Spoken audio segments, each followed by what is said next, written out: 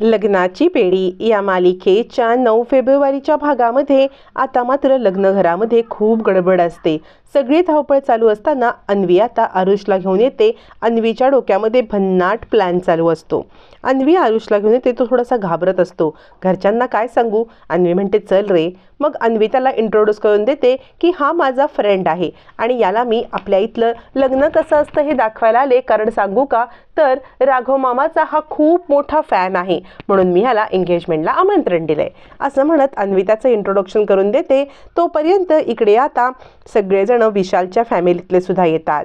आल्या आल्या विशालची आई म्हणते रुक्मिणीताई कुठे दिसत नाहीयेत। तर तिला ऋतुराज सांगतो काही नाही, वहिनीचा थोडासा पाय मुरगळला आहे ना, त्यामुळे वहिनी थोडासा आतमध्ये आराम करते। आपण विधी सुरू करूया, मग वहिनी होईल आपल्याला जॉईंट असं म्हणत आता मात्र लग्नाचे विधी म्हणजे साखरपुड्याचे विधी करण्यासाठी सगळे खूप खूप उत्सुक असतात। तोपर्यंत इकडे आता रुक्मिणी सांगत असते काय करायचं, लवकरात लवकर आपल्याला ही पूजा तर संपन्न व्हायला हवी आहे। यावरती आता राजश्री तिला गुरुजींना कॉल करून देते। गुरुजींना कॉल केल्यावरती मग मात्र रुक्मिणी सांगते गुरुजी म्हणजे ना माझा पाय जरा मुरगळलाय, त्यामुळे हे विधी करण्यासाठी मी नाही येऊ शकत, काय करता येईल? गुरुजी म्हणतात तुम्ही ते असणं खूप आवश्यक आहे। आता रुक्मिणीला खूप चिंता वाटते की कसं काय होणार सिंधूचं। इकडे सिंधू तयार होत असते, तिचं मन तर अजिबात तयार होण्यात नसतं। तोपर्यंत सावी आणि विनू तिथे खेळत असतात। ती सावीला आपल्या बाजूला बोलवते आणि म्हणते सावी बाळा, मी न विशाल काकांसोबत लग्न करत आहे, तुला विशाल काका आवडत नाहीत ना? यावरती सावी म्हणते नाही आई, ते मला आवडत नाहीयेत, पण तू त्यांच्याशी लग्न करतेस ना, तर मी त्यांच्यासोबत फ्रेंडशिप करून घेईन, तू नको बरं काळजी करू असं म्हणत समंजस सावी आता मोठेपणा दाखवत असते। पण सिंधूच्या मनामध्ये वेगळीच शंका असते। सिंधूला रुक्मिणीचं सततचं बोलणं आठवत असतं। म्हणजे आता रुक्मिणीला जे गुरुजींनी सांगितलेलं असतं की सिंधूच्या जीवाला धोका आहे, ते बोलणं आठवत असल्यामुळे ती अस्वस्थ असते आणि ती सांगत असते हे बघ सावी बाळा, जर मला कुठे लांब जावं लागलं ना, तर अजूनही तू एक काम करशील, तू रुक्मिणी आजी आणि आता तुझे बाबा आहेत ना त्यांच्यासोबत राहशील ना? यावरती सावी म्हणते आई तू का बरं लांब जाणार आहेस? तू लांब जाऊ नकोस, याच्या आधी पण तू कुठे कुठे जायचीस, मी तुझ्या सोबत यायची की नाही? हे बघ तुला हवं असेल तर त्या विशाल अंकल सोबत मी मैत्री करायला सुद्धा तयार आहे आणि तू नको असं काहीतरी बोलूस, मी नेहमी तुझ्यासोबतच राहते की नाही? यावरती सिंधूला खूप वाईट वाटतं। सिंधू आता डोळ्यात अश्रू आणते, सावीला जवळ घेते। विनू म्हणतो चल सावी आपण बाहेर जाऊया। मग दोघं जण बाहेर गेल्यावरती राघव येतो। राघव म्हणतो सिंधू तू अजून तयार नाही का झालीस? सिंधू म्हणते नाही होते। राघव म्हणतो मी तयार करू का तुला? यावरती सिंधू नको म्हणत असते। राघव म्हणतो प्लीज आता एकदा तरी मला तयार करू दे की असं म्हटल्यावर ती सिंधूला राघवचा आता शब्द काही मोडवत नाही। सिंधू सांगते ठीक आहे। मग राघव छानपैकी सिंधूला तयार करायला लागतो। सिंधूला तयार करता करता आता तो सांगत असतो आपण ना मेकअप सुद्धा करूया। सिंधू म्हणते तुम्हाला माहिती आहे ना मला मेकअप आवडत नाही। मग तिच्या गळ्यात तो हार घालतो, बांगड्या घालतो।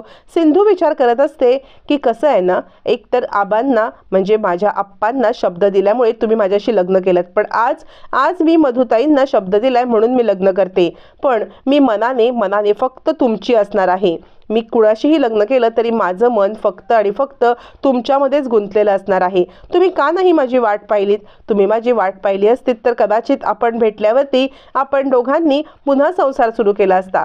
तुम्ही मधुताईंसोबत लग्न करण्याची इतकी घाई का केलीत मला काही कळतच नाहीये असं म्हणत सिंधू विचार करत असते आणि राघव विचार करत असतो मी मधुसोबत फक्त आणि फक्त विनूच्या कस्टडीसाठी लग्न केलं सिंधू, पण माझ्या मनात फक्त तू आहेस आणि जरी लग्न झालं असलं ना तरी मी तुझी जागा अजूनही कुणाला दिलेली नाहीये असं म्हणत दोघं जण मनातल्या मनातच बोलत असतात। मग राघव सांगत असतो सिंधू मेकअप करू का? सिंधू म्हणते मी म्हटलं ना तुम्हाला माहिती आहे ना मला मेकअप आवडत नाही। आणि हे सगळं करत असताना मेकअपच्या इथे असलेला एक स्प्रे खाली पडतो। मग राघव तो स्प्रे उचलण्यासाठी खाली वागतो, तितक्यात तिथे राणी येते आणि राघव काय करतोयस तू हे? याच्यावरती राघव म्हणतो काही नाही, मी सिंधूचं उरकून देत होतो। यावरती मधू म्हणते विशालकरच्या घरची मंडळी आलेली आहेत, तू बाहेर जा बरं, मी बघते इथे काय करायचं ते असं म्हणत ती मुद्दाम आता राघवला बाहेर पाठवते आणि रागारागात सिंधूकडे पाहतच बसते। तोपर्यंत अन्वी बाहेर येते। विशाल आणि सिंधू आता साखरपुड्याची विधी करण्यासाठी एकत्र बसलेले असतात। सिंधू आल्यावरती राजश्री म्हणते सिंधू खूप छान दिसतेस बरं, एकदम तुझं रूप तर उजळलेलंच दिसतंय असं म्हणत ती सिंधूचं कौतुक करते. विशालच्या बाजूला सिंधूला बसवते. मग अन्वी आपली ओळख करून देते आणि म्हणते, मी अन्वी, म्हणजे मी राघव मामाची भाची आणि रुक्मिणी आजीची नात आहे मी. असं म्हटल्यावरती आता मात्र विशाल म्हणतो, हो मी ओळखलं तुला. यावरती अन्वी म्हणते, आपण एक फोटो काढूया का? विशाल म्हणतो, का नाही. मग अन्वी विशालच्या बाजूला बसते आणि म्हणते, हे बघ, मी तुला काही काका किंवा असं काही म्हणणार नाही, मी तुला विशालच म्हणणार. किती यंग आणि डॅशिंग आहेस तू. विशाल म्हणतो, हो हो चालेल. तर मग ती सांगते, आरुष आमचे फोटो काढ ना. आरुषला फोटो काढायला सांगितल्यावरती आरुष म्हणतो, इथे ना फोटो थोडेसे ब्लर येत आहेत, आपण कॉरिडॉरमध्ये छानपैकी फ्रेश हवेमध्ये फोटो काढूया का? यावरती चल ना सिम्मा तू पण फोटो काढायला, असं अन्वी म्हणते. तर सिंधू सांगते, नको नको मी नाही. मग अन्वी आता विशालचा हात धरते आणि त्याला अगदी खेचतच बाहेर नेते फोटो काढण्यासाठी. फोटो काढणं हे एक निमित्त असतं, पण या निमित्ताने तिला आता विशालच्या फोनमधून सगळा डाटा घ्यायचा असतो आणि सगळं माहिती करून घ्यायची असते. विशालला घेऊन ती बाहेर येते. इकडे आता आरुष फोटो काढत असतो, एक एक फोटो क्लिक करत असतो आणि मुद्दाम आता अशी पोज दे, तशी पोज दे, असं कर तसं कर हे सांगत असतो. अन्वी त्याला इशारा करत असते. मग विशालला ही पोज ती पोज असं करत असताना विशालचा फोन वाजतो. विशालला मेसेज येतो. आरुष म्हणतो, एक मिनिट हा, मी जस्ट 1 मिनिटात आलो, पूर्णपणे सगळं सेटिंग करतो जेणेकरून फोटो छान येतील. असं म्हणत आरुष आता मागे जातो. तोपर्यंत विशालला आलेला मेसेज विशाल उघडतो. हा मेसेज दुसरा तिसरा कोणाचा नसून त्याच मुलीचा असतो ज्या मुलीसोबत विशालचं अफेअर असतं. त्या मुलीचा काहीतरी मेसेज असतो. विशाल तो मेसेज पाहण्यासाठी आपला मोबाईलचं लॉक उघडतो. मोबाईलचं लॉक उघडत असताना अन्वी बाजूला असते आणि आरुष मागे येतो. दोघंही जण एकाच वेळेला मोबाईलचं लॉक उघडताना पाहतात. मोबाईलचा पासवर्ड पाहायला जातो आणि तो डोक्यामध्ये फिट केला जातो. हा पासवर्ड तर मिळालेला असतो, आता बाकी असते मोबाईल मिळण्याची. काहीही करून मोबाईल मिळवणं हे आवश्यक असतं. पासवर्ड मिळवल्यावरती मग मात्र आता इकडे थोडंसं चॅटिंगसुद्धा उघडं होतं. चॅटिंग उघडं झाल्यावरती काहीतरी मेसेज आता इकडे विशाल करतो. दोघं जण लपून छपून हे सगळं पाहतात आणि आपली लक्षच नाही असं आता नजर बाजूला करतात.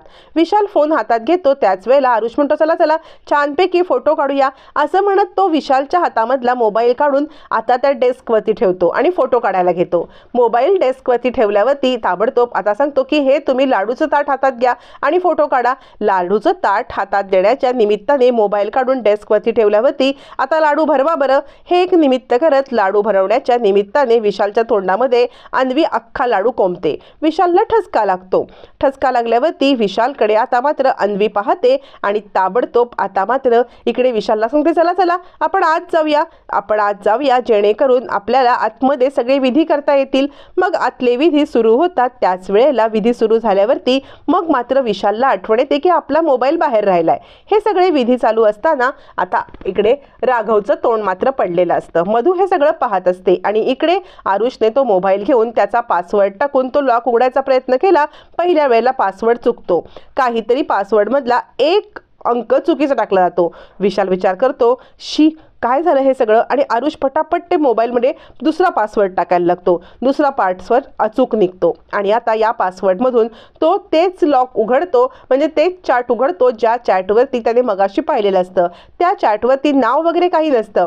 त्या चॅटवरती तो आता मेसेज टाकतो की रत्नपारख्यांच्या घरी असलेल्या स्टोर रूममध्ये मला येऊन भेट. स्टोर रूममध्ये येऊन भेट म्हटल्यावरती मग मात्र आता खूप मोठी गडबड होणार असते. स्टोर रूममध्ये त्या व्यक्तीला बोलवून खूप मोठा धमाका करण्याचा आरुष आणि इकडे अन्वीचा प्लॅन असतो. तोपर्यंत विशालच्या लक्षात येत, माझा मोबाईल बहुतेक बाहेर राहिलेला आहे. अन्वी म्हणते, तुम्ही थांबा, मी तुमचा मोबाईल आणून देते. असं म्हणत अन्वी आता मोबाईल आणण्यासाठी बाहेर जाते. त्याच वेळेला विशाल म्हणतो, नाही नाही थांब तू, मी जातो. विशाल मोबाईल आणायला निघतो. इकडे आरुष तोपर्यंत मेसेज टाईप करत असतो. आता मात्र विशाल तिकडे येतो. आरुष आणि विशाल आमने सामने येणारच, पण तोपर्यंत आरुष मोबाईल ठेवून दिलेला असतो. विशाल तिकडे येतो, समोर पाहतो, आरुष पण पाहतो, पण विशालने काहीच पाहिलेलं नसतं. तो मोबाईल घेऊन आता तो आतमध्ये येतो. त्यानंतर खरं तर मेसेजनुसार आता ती व्यक्ती तिकडे यायला हवी असते, पण ती व्यक्ती दुसरी कोणी नसून ती विशालची वहिनीच असते. इकडे साखरपुडा होत असतो. सिंधूच्या हाताला लागलेलं असतं. राघव स्वतःच्या हाताने बँडेज मारबंद आता सिंधूशी साखरपुडा करतो.